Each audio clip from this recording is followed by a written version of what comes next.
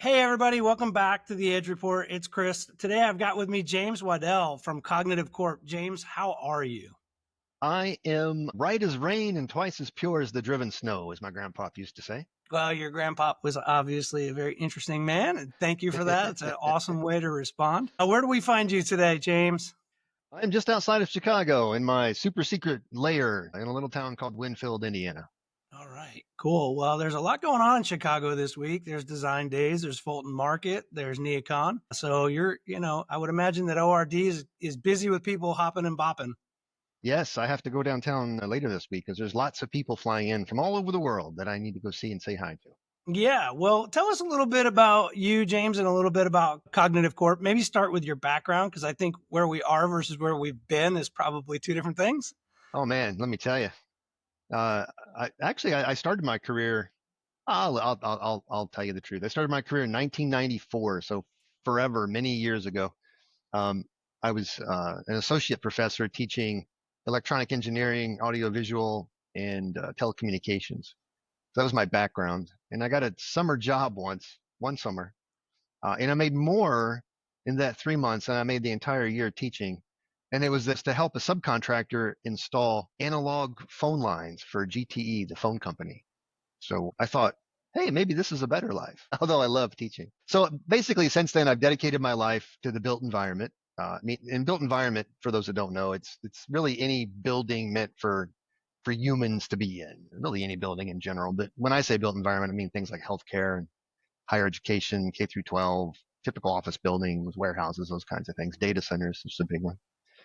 Man, I've seen a lot, and you're right, I've seen so much. When I started, quite literally, there was no voicemail, there was no internet, right? Right. So think about that for a second. It's I how much resemble I how much resemble have that we comment. I seen, resemble that comment. right?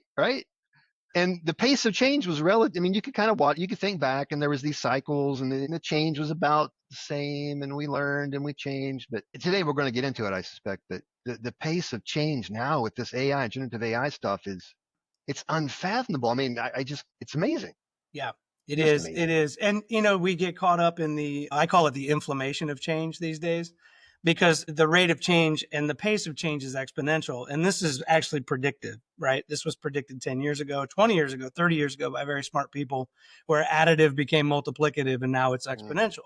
Let me frame it this way. Last week, I was at the App State Energy Summit, which is both NREL and Department of Energy sponsored in the background. And App State went through a massive Helene, a massive disaster with Hurricane Helene.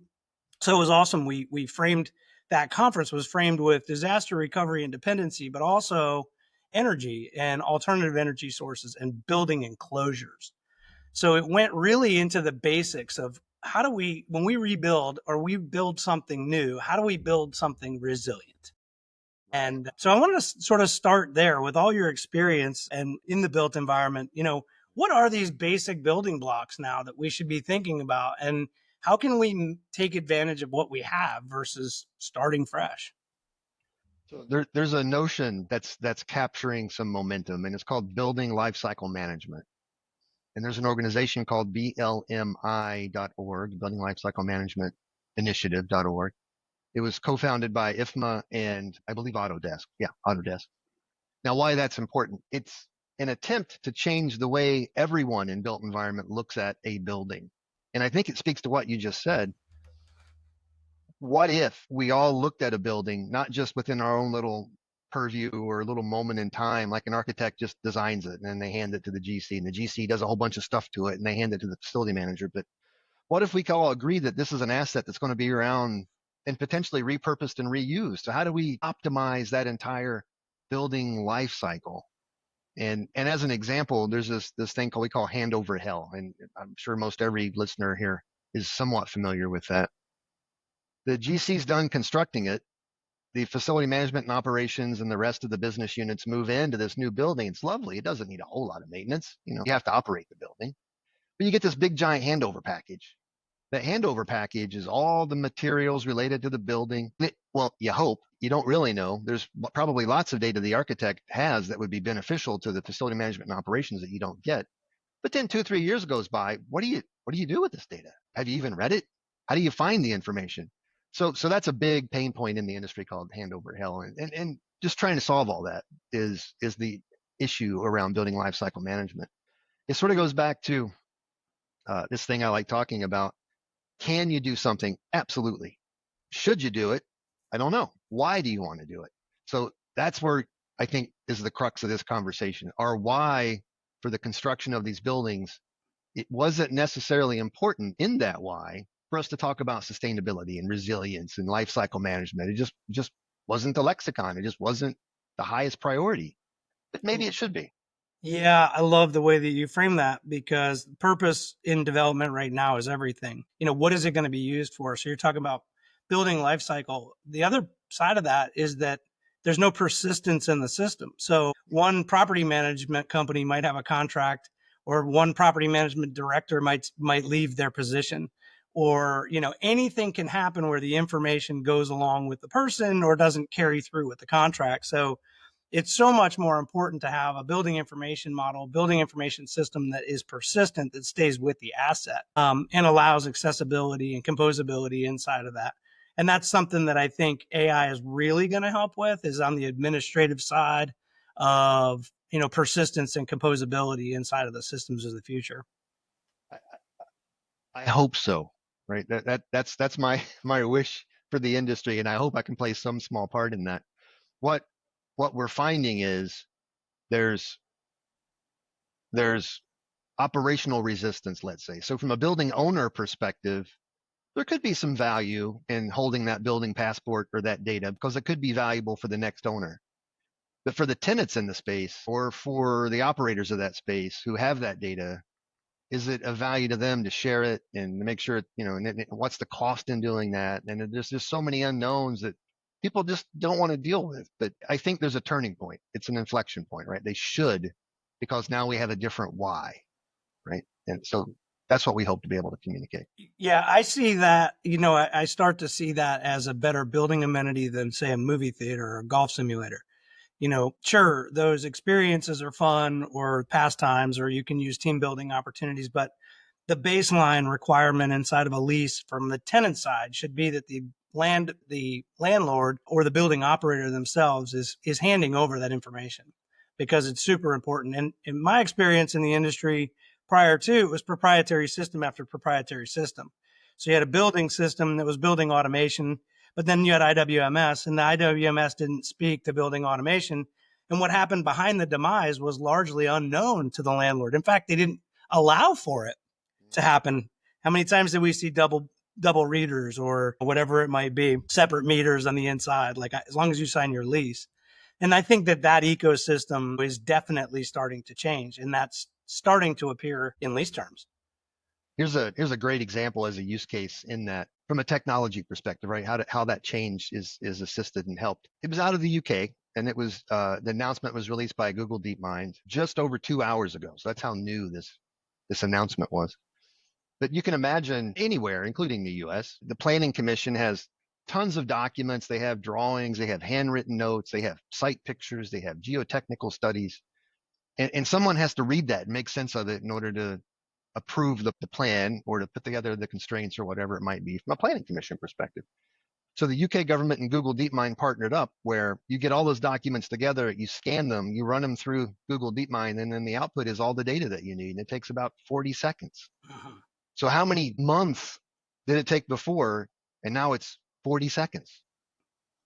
Right. Yeah, we're getting into the technology, and that's what, Yeah. I'm a tinkerer. So, I used to get in trouble all the time. My mom had to replace 3 toaster ovens when I was a kid because mom brought home the newest, latest, greatest toaster oven, and I took it apart, and I couldn't really get it all back together. So, that was kind of the story of my life. My dad was not particularly hands on. He was an insurance and he was more knowledge worker. My mom was a nurse. I was feral because I was Gen X.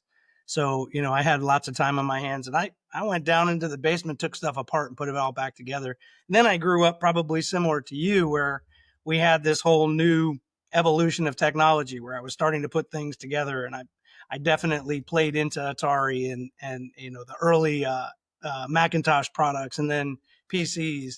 So, here we are now, and I'm doing the same. I haven't changed. I'm still tinkering and building.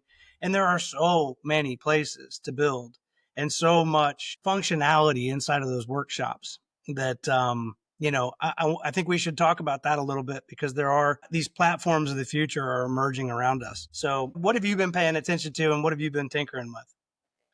Wow, that's a can of worms. Let me add a little bit more context, and then we'll dive into that the answer to that question very specifically. That generally understood by the researchers, well-known researchers in the market, that if we stopped all AI development right now, just stopped it, and there was no more evolution or changes to anything, it would take somewhere between 5 and 12 years for us as a species to understand and adopt and to make use of this technology. So that's how much power is here. So as an analogy, think about that as the very beginning of the internet. And people our age understand what that means. And then there was a time when you had to really work hard to connect to the internet. And when you did, you were elated. You went and grabbed your wife and brought her in because there was a picture instead of all text. I remember It was amazing. It was amazing. 1998. Yeah. And it took 20, 30 years, 40 years to get to these interactive websites that do really cool stuff and are pretty easy to read. AI doesn't move at that speed, although we're still at that very beginning. So we're a little bit past the hypertext, literally the text on the screen that takes for you can watch it painting. That's kind of where we are with AI. So what are we tinkering with right now? I can tell you where we are. And sometimes I feel like I'm going back in time a little bit to talk to others, right? So everyone started their journey in the same place for the most part. You heard about AI. Wow, what is this generative AI thing? And you went to chat. Usually it was Chat GPT because they were the first to market in a big way. And or if you were a programming house like us, because at Cognitive Corp, we launched around 2019 to give you some context, and I'll go back to that story. As a someone that was expert at data analysis, we thought there was lots of data locked away in enterprise systems that should be used in workplace, and there was. So we knew Python and data frames and all that's coding stuff. We knew that. We just did that. So we had early access. Lots of folks had early access. That's not a flex into OpenAI's API into the model. And we started testing. So that was the two ways to get in. You can use ChatGPT, or you could interface with the large language model via an API if you were a programmer. And those were two very different things. You might think, well, you're talking to the same model, but you're not. And for the audience, when you're in ChatGPT, there's something called a meta prompt. And you're not talking directly to the large language model. You're providing your question along with this whole series of text called the meta prompt, which says, hey, keep it conversational, keep it factual, a whole bunch of other stuff. You don't know what it is because that's OpenAI's job. The intent there is OpenAI and ChatGPT, and I'm picking on ChatGPT right now. Shouldn't be. There's many others. There's Google, there's Gemini, there's Claude, there's Perplexity. There's tons out there, but they all operate the same. The intent for that meta prompt is to keep it conversational, keep it as a chat, ask you a question at the end, that kind of stuff. So when you do API access, entirely different. So we knew that and we learned that. And that's what we started with. The world then went into this sort of automated process. And that's kind of what we learned too. And we thought we were being like super cool, and we stumbled upon something and that no one else in the world knew. And we called it an agent, an AI agent, right? And then now AI agents are old hat. But as a really quick example, what we learned was if we just asked, hey, give me a blog post, it would give you a blog post in those early days. But man, you couldn't use that. It was terrible. So like, how do we make that better? So we like, well, we'll just add a whole bunch of context. Like this is all of our company stuff, and went through many, many iterations. And here's where we landed that finally it seemed to work. One interface. So we'll call that an AI agent. But the process behind that basically has three other agents, and we like to call them different parts of the brain, like your subconscious, if you will. So in this really simple example, for a blog writer, there are three parts of that AI agent's brain. There's a researcher. So when I say, hey, I need a blog post, the researcher understands it needs to go find some facts and understands the request. Again, this is all AI. So one interface. It sends those results to the writer. The writer understands, I got research and I know a topic, so I'll do some writing. And it has a personality to it, right? It understands how to write and what that means. And then the third part of that was the editor. And the editor was to be hypercritical and critique the writer's output. And they would send suggestions back. And then the writer would rewrite it and send it to the editor. And eventually they would agree. 10 to 15 times, right? But eventually they go, nothing more to change, looks good. And then before they got sent to the human, it would get sent to the researcher one last time to read the article or the blog post, compare it to the request, compare it to the research. And then if it matched, it'd send to the human. So that's what we called an AI agent. And later that was known as agentic process. And that's where we are as an industry. There's lots of talk about agentic process and AI agents and how we can use them. And that's basically what that means. There's a process behind the scenes that does something. The bleeding edge is called agentic web. And that's where a lot of research and development's going. And that's what we're doing testing from a built environment perspective. And you don't want one agent doing a bunch of stuff in your building or in your company. You will have thousands of specialized agents, right? You may have a specialized agent that's only looking at air quality in one particular section of the floor, and another that's looking at occupancy and dwell time. And they'll have sensors and they're generating data. You may have a building manager AI who wants to know what's happening on that space. So it needs to contact those other AI agents. So how does it do that?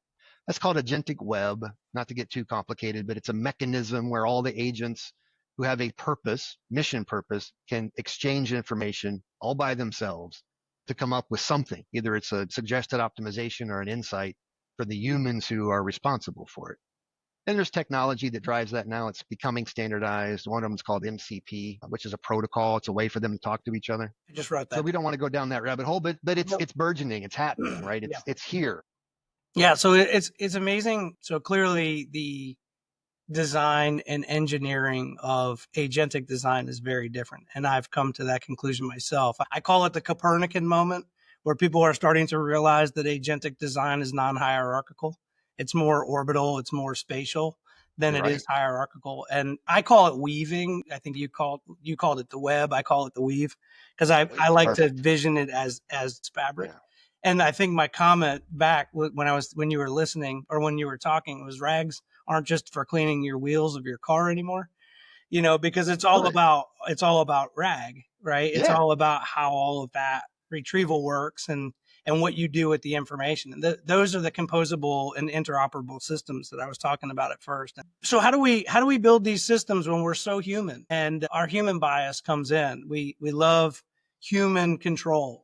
We love hierarchy. In our industry, we've heard about return to office being command and control, being psychological. How do we start to think about these systems differently? How do we, as designers of future systems, agentic systems, how do we start to envision these? I'll share some of our secret sauce with you, because so now the listeners are empowered to go do some really cool stuff. So here's how we approached it, and it took us a while to get here in our thinking, and there's some value to it. And some failures along the way that got us to this point. So first and foremost, it has to be a human-centric process. So humans do stuff. What is that stuff? So we think of it from an HR perspective. All of us have a job role, and that job role can be defined with a process or multiple processes.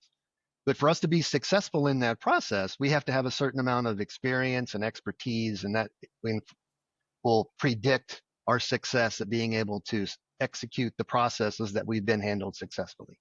Now, a lot of companies haven't went through that Six Sigma process or whatever it's called to define the actual process that each individual employee has, but you need to, right? So that's number one. So start small. Number two, get some people in a room and say, hey, what's your job process? Let's document it. I guarantee you there's many pieces of that process that people dislike doing. In fact, I would say hate doing. It's repetitive. It's boring. No one likes doing it, but it's valuable to somebody else. So therefore they have to do it. That's when you start looking at how can agentic process help that person, right? So you got to go down to that level.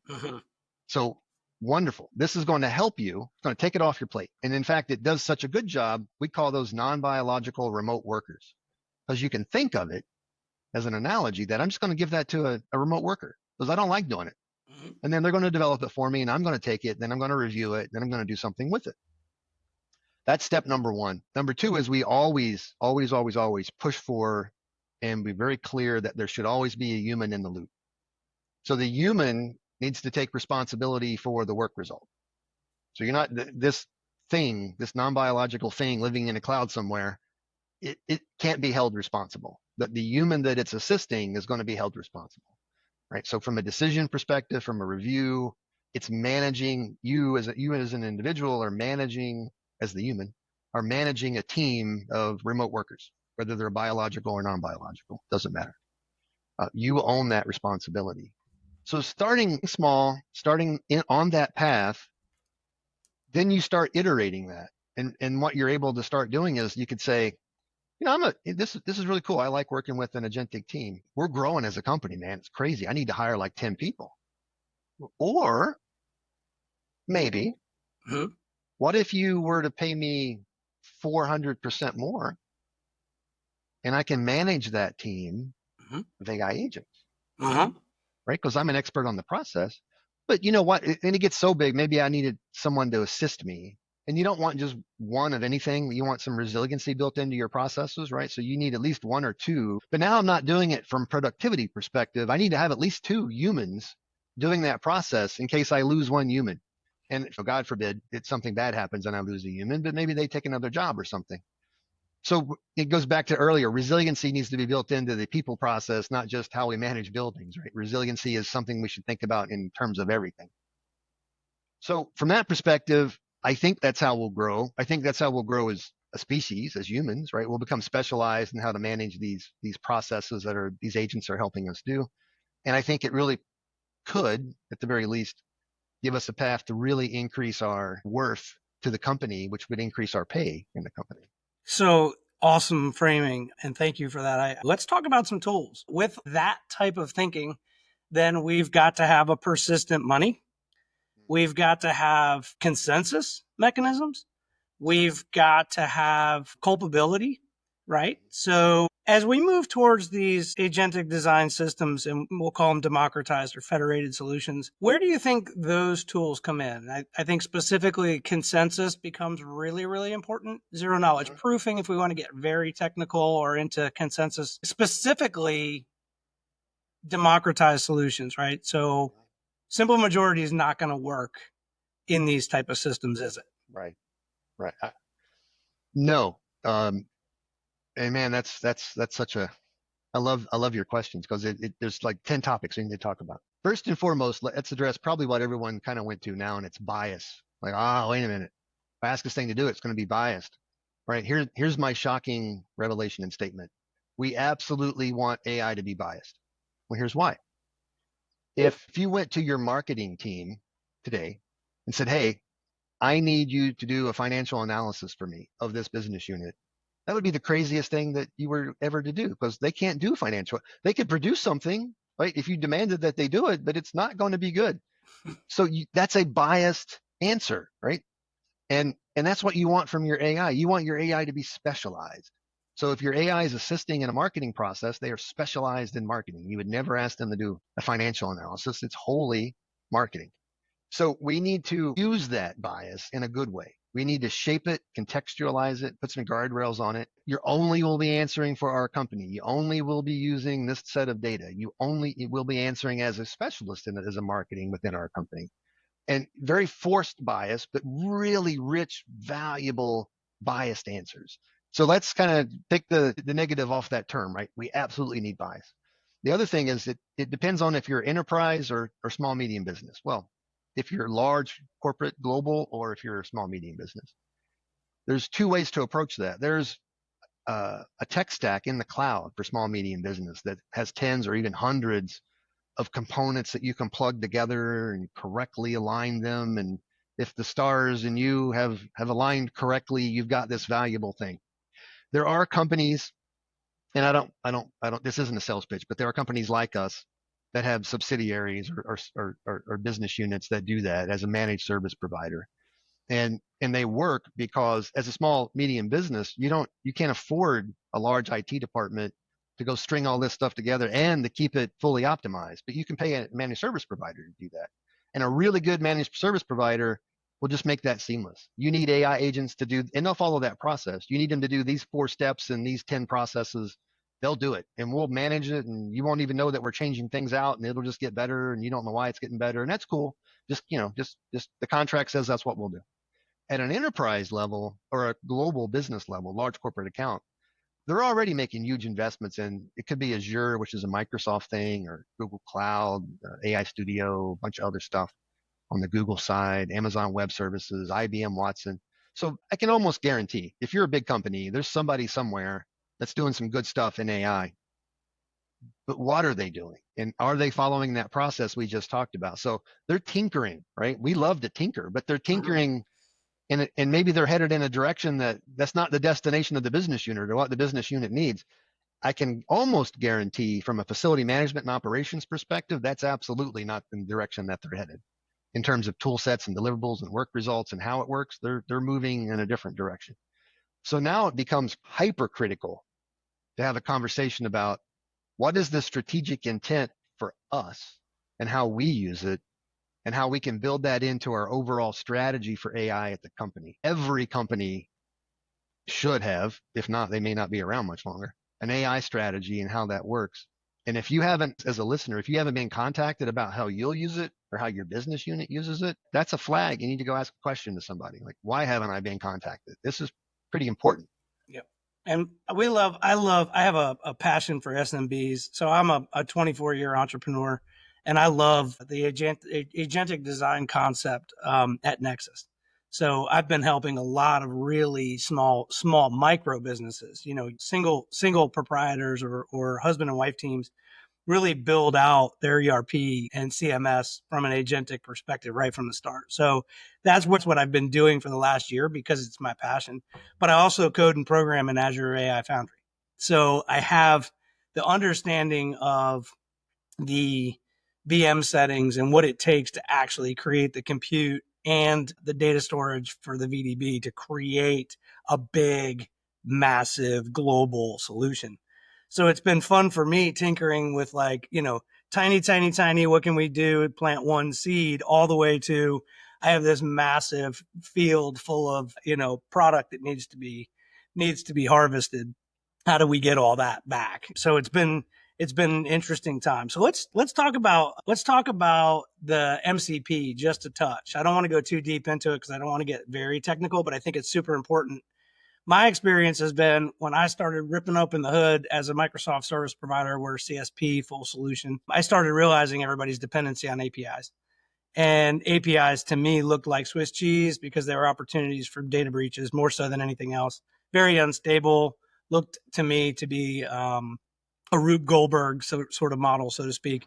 And now, as we move more towards agentic design, we're seeing MCP. So can you just go into that for the listener just a touch, moving from Open API to MCP? Yeah, here's what MCP is intended to do. So from a technology perspective, what it is intended to allow is for an AI agent who is MCP compliant to look through its catalog of peers and determine which one has the right role to help it out in a particular task. So then it can contact that agent that has that role all by itself and say, hey, I've got an issue. What tools do you have available to me to help me with this issue through my task? And it'll produce a set of tools that it has available to it. And then they'll talk to each other. They'll go, oh, I need that tool number 3 because that's what I'm trying to solve. Run that and give me the results. And then that second agent will run the results and send it back to the first agent. So now the first agent is able to request or bring in, first it's able to bring in the right team at the right time. Second, it's able to ensure that it's able to get the data or the work result that it needs from those team members. And then third, it's able to reason out how well that result helps it answer that question, use that insight or those data sets to complete the task that it's been given. And all that's intended to happen without human intervention. So, and no programming. That's the key thing. When we use an API, we used to have to say, if this, then that, and then do this call. And if that happens, do this.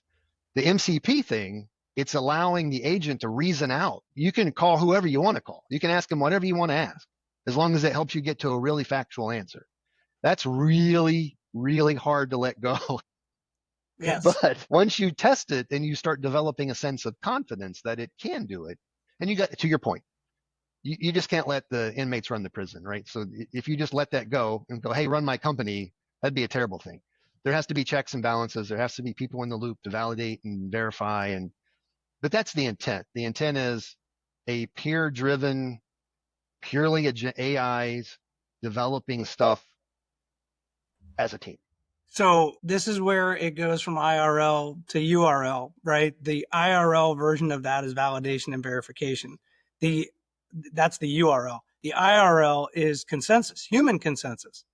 And that's politics. That's bureaucracy. That's Right. where It is. we start to say, James, listen, I love that you've got this like crazy little widget system that apparently just works and validates and verifies, but I don't believe it because I'm human. And by the way, the team doesn't believe it because they're human.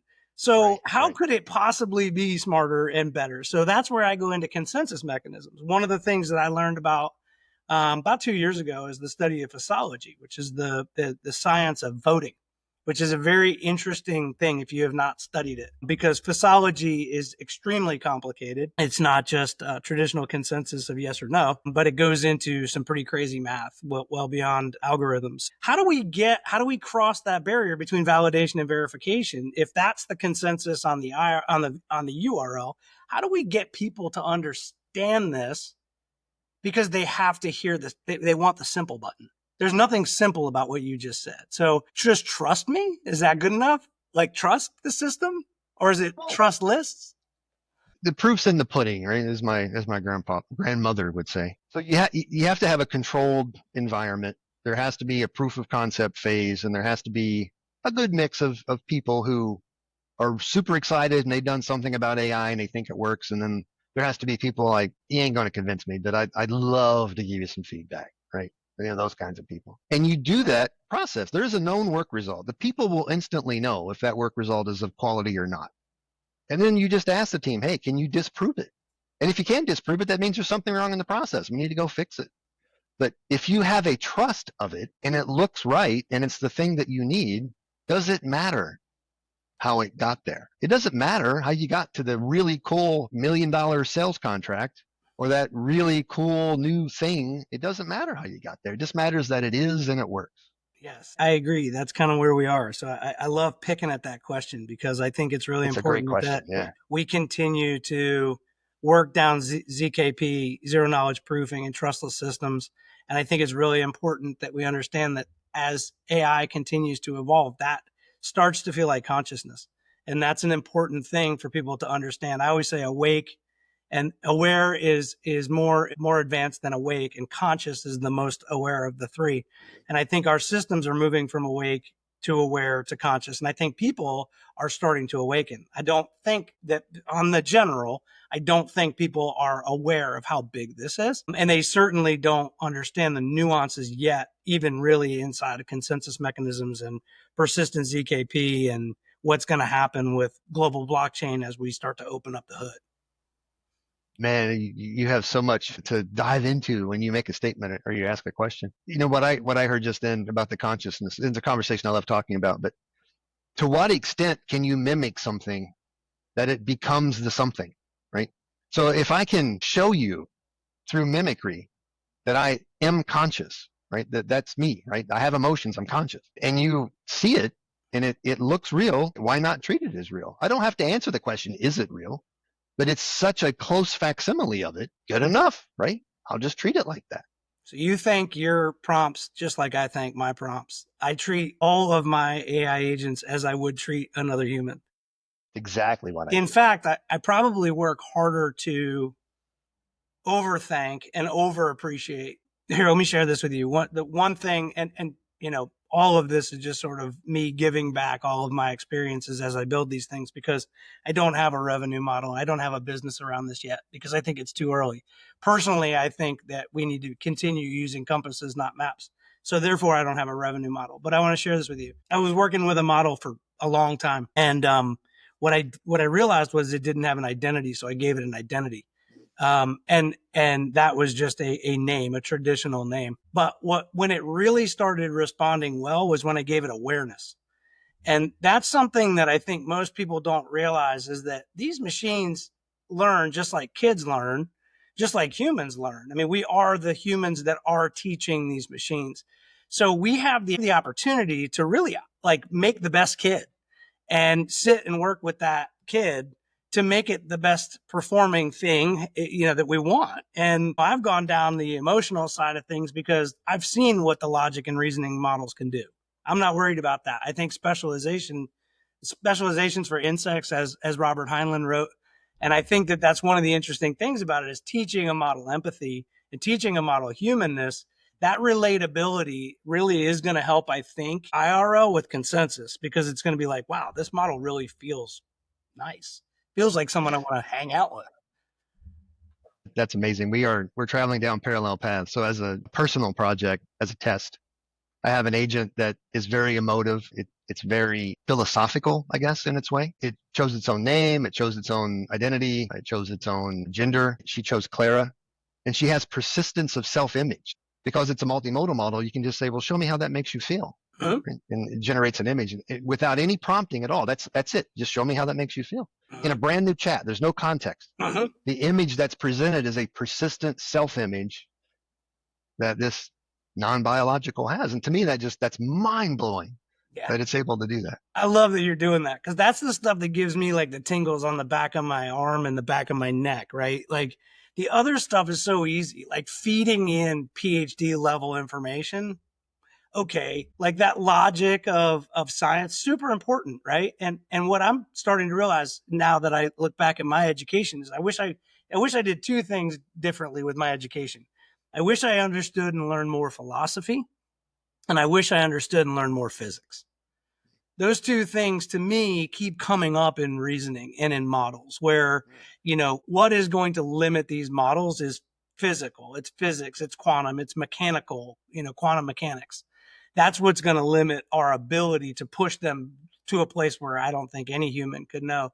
But then also the philosophy of, like, my research now has me in time, ordinal time, because when you think about what the early thinkers were trying to push through, and even Einstein more recently, it was relativity. It was, where are we in place and time?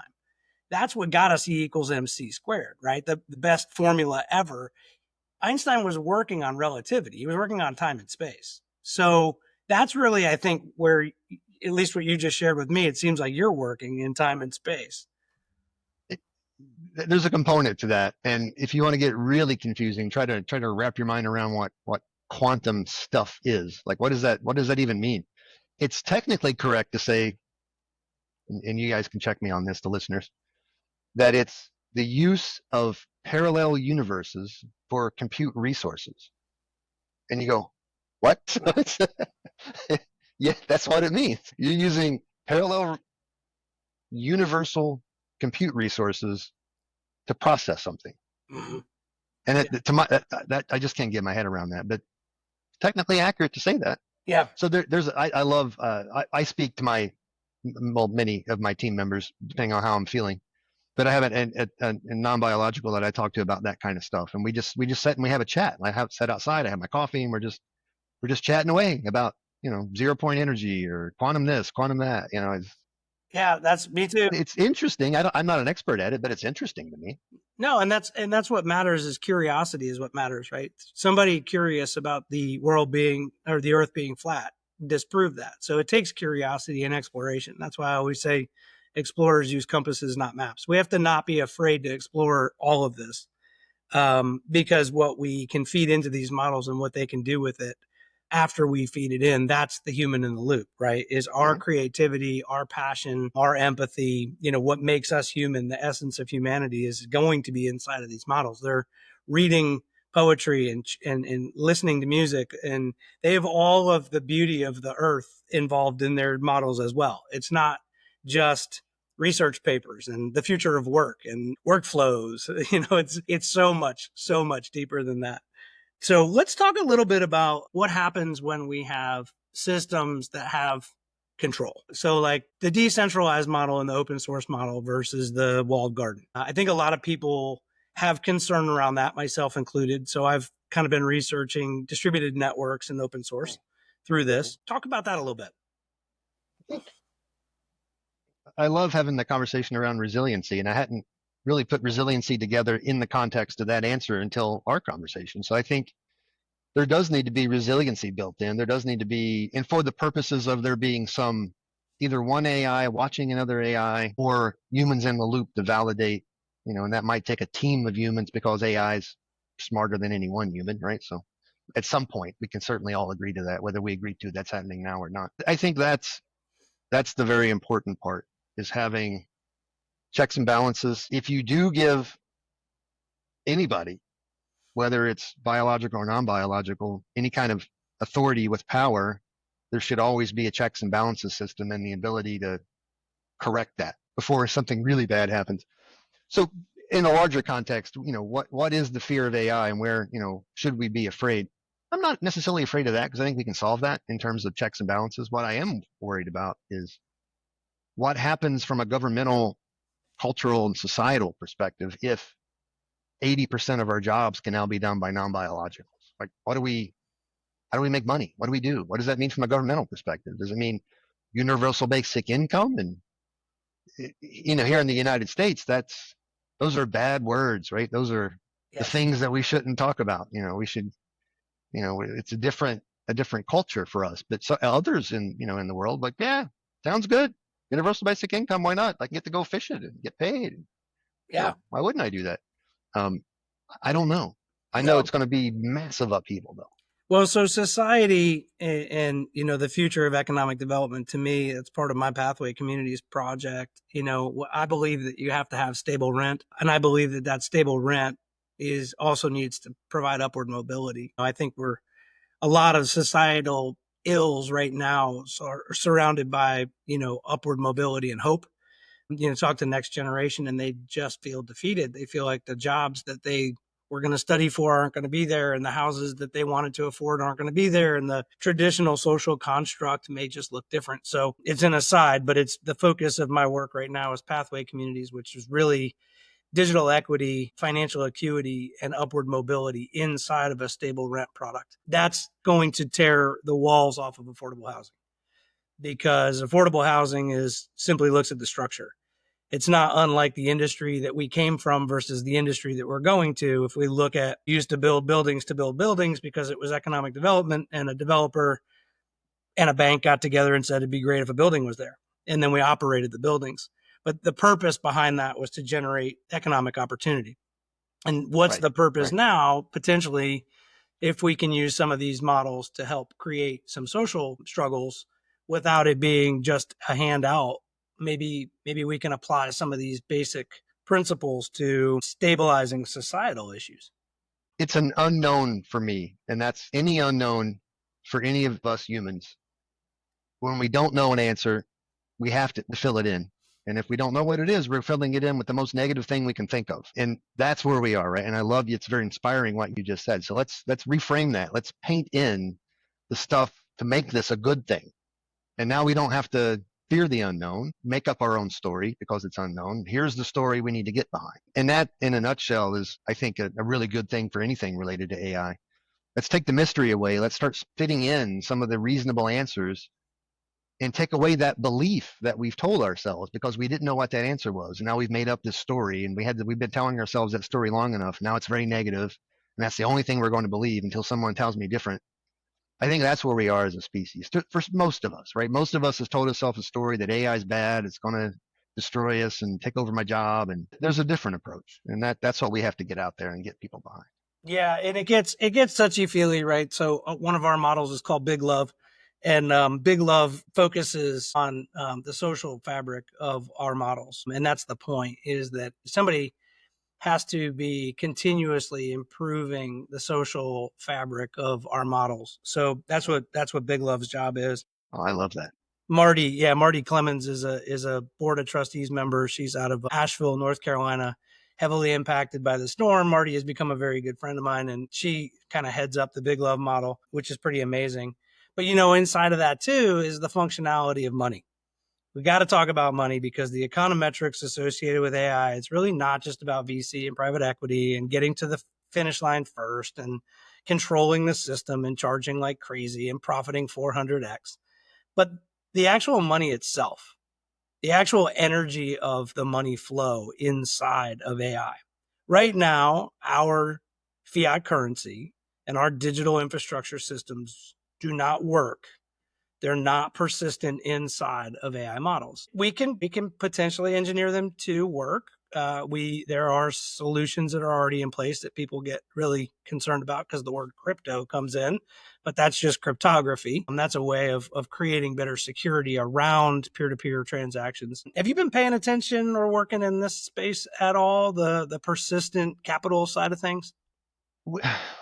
We have, there's really two fronts that we use blockchain, and we have a blockchain project. It's out there.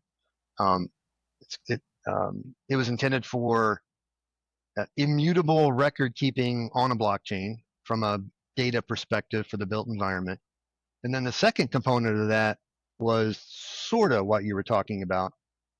Because of industry regulations, this was about 3 years ago. We didn't want to get involved in fiat. Fiat is local government money. But we did have a manner to record value. So we had these tokens, and a token could be given to you. If you came to work, you would get 100 tokens. Like every day you showed up for the office, you stayed 8 hours, you get 100 tokens. So what if in this scenario, right? What if the highest floor in the building had the best amenities? It had all the slides and the waterfalls, all the beautiful stuff up there, but it cost 1,000 tokens to work up there for the day. Right. So now it's like frequent flyer points, right? But you don't have to track anything, right? You scan in, it all happens on the background. You can go up, and if you want to get in the super fun area and play and have beer all day, hey, that's cool. It cost you 1,000 tokens. So from that perspective, it was a reward mechanism that we were exploring. We do keep an eye on the Bitcoin and all the other things, and it's a gray area at the moment, right?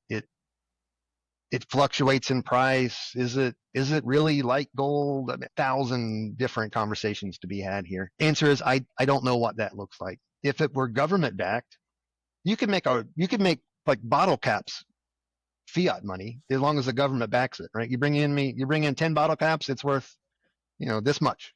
And that's all paper money is, or money. It's just the government says it's worth that much. So yeah, that's cool. Yeah. And if the government decided it was going to be some crypto thing or Bitcoin thing or whatever, okay, that's what it's worth. I got you. You got my back on this. Yeah, we've come a long way in this world. So I started paying attention to this about 6 or 7 years ago. My son actually introduced me to it when he was taking fiat currency money from Christmas or birthdays and buying a gift card, PlayStation gift card, and then trading those dollars into PlayStation gift card money, then trading those into Fortnite V-Bucks, then buying products, skins, and I tell the story a lot. I had a conversation with him and I said, son, you've taken a significant amount of money and you've converted it into these digital assets that are only really valuable inside of your game. And it's a waste of money. And he said, actually, Dad, it's not a waste of money. And I said, well, why not? He said, well, there's value inside of the game. It gives you street cred because you've got a V1 skin, you're an OG, whatever. And I said to him, but one of the principles of Keynesian economics is the ability to transfer that. And there's no marketplace for that. And he said, actually, Dad, you're wrong. I've traded my entire account, username and password, for money. I've sold skins using my entire account. So yes, I have to start over again, but that other person has now assumed my account and moves on with my assets. And it just blew my mind. That's where my exploration into digital assets and the transferability of virtual assets that you can't see and feel could be potentially market-based and persistent. And I can't thank you enough for having this conversation with me. I just had an aha moment. Aha. You only love those. Share. So fiat money was intended to secure our health, wealth, and liberty. Well, let's just agree to that, right? So everything outside our general experiences, right? So if I have enough of that, I can live well. I've got good health. I'm surviving on this planet in a good way. And I needed to earn it literally for my survival. It was either that or go hunt or kill to survive. So fiat saved us from having to do that. But in this new age that's coming, I don't know when, right? It could be 50 years, but we can agree it's definitely coming. There must be some things like universal basic income. So all those needs are met. Again, we don't have to agree on time, but we can agree it's coming at some point. So then what does that mean? And it's the experience of life. So now your son's already there. He's using this value to enhance the experience of life. He's not worried about his survival or basic living standards. It's done. It's wild, isn't it? Better experience for him. It's wild, isn't it? And then before that, I asked him, I said, well, how did you get into all that? And he said, well, Minecraft. And I said, Minecraft? Like with the stuff you used to build, like with the blocks when you were younger? He said, yeah. He said, we figured out how to code so that we could create automated systems so that while we were asleep or not working, we would wake up in the morning and there was more value. There was more output. There was It's more crazy. energy created overnight. So when you think about it, he's 18 now. So, this is not new stuff. It started when he was probably 9. We got him into servers and got his friends into Minecraft so that they could build together because I'm in that environment. And I wanted to encourage co-contribution and building from distributed teams, remote work, if you will. And then to your point about not only consensus mechanisms, but recognition and reward programs, all of that's built into the gamification of these systems. So next gen is so much more advanced when it comes to these conversations. In a lot of ways, I spend half of my time trying to convince legacy and calcified systems that these systems even exist. Right. So I think that the persistence of money is next on our list to crack. And I think we went, in the United States anyway, from a very anti, and I hesitate to use the word crypto because words do matter and it does trigger negativity. I also don't like the word sustainable anymore, but I'm the greenest guy, So we have to have a better persistent, decentralized peer-to-peer exchange method, whether or not it's backed by government currency or not, I think, again, to be determined. But the phase change of that energy, the way that we invest in markets and the way that things fluctuate is going to change rapidly. I had the great fortune of time travel, 10 years ahead, and I saw automated trips of crypto bots and what that can do for a treasury. So anyway, I digress. We are at that point, I think, where in order to really make a massive statement for the why, we have to hit people in the pocketbook. Yeah, local law 97 in New York, kind of an attempt at that, right? Do it or going to hit you in the wallet. Yeah, Berto in Boston, same thing, right? And I think that that's what's important is taking these systems and absorbing that operational complexity, embracing and absorbing that operational complexity, and really responding with a simple response. That's one of the things that our current AI systems do so well. They observe, orient, decide, and act, as you say, very, very quickly, and they love complexity. You can't give them enough complexity. It's like, it almost feels like they thrive on it, right? That's fact. They do. Going back earlier, we were talking about prompting and all that good stuff. I've seen some really good, like really lengthy, well thought out prompts. And they work, but I'm a big fan of just simple. Like, hey, what do you think about this? Like keeping it under 20 words. The results you get can often be better than that really hyper controlled, really long prompt. So they are good at reasoning. If you're using a reasoning model, those shorter things tend to work. Yeah. So James, we only have a few minutes left. If you're sort of newbie and you stumbled into this conversation, I think the last time I looked at some of the demographics, I think 83% of people were using 500 million active daily users on OpenAI's ChatGPT free model. I think there's some 15 million on Pro and 9 million or something on Plus, or the other way around. How should people expose themselves beyond just a search prompt or beyond just a basic questioning model? How should they expose themselves to things like knowledge base, where they're starting to put a very basic RAG model in place without even knowing it? How can they get started so that it takes away some of that question marks? Trial and error, right? So there are free accounts across the board for the chat models. And if you haven't had a chance to play around, free yourself to go do so.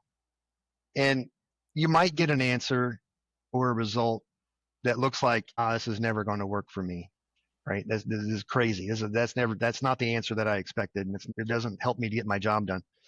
That's okay, because the approach could be wrong. And that's cool. That's part of what trial and error is, right? So step one, kind of do your own explorations, play around with them, do some testing, get curious about it. Step two, find your peer group.